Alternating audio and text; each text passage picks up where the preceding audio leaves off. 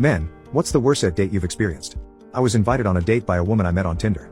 She said her friend was in town and they were going to see a live podcast and invited me with.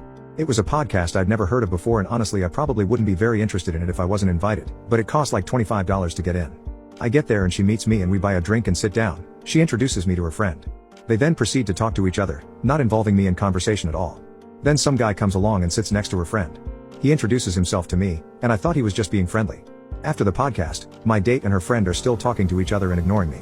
This guy who introduced himself to me is kind of following us and he starts having a conversation with me, which is fine because my date wasn't talking to me at all.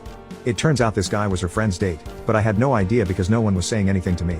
The girls then wanted to meet the guy who was doing the podcast, so we waited in line for a while. Of course the girls never said anything to us guys. The girls then started talking to another woman in line and seemed to make a friend.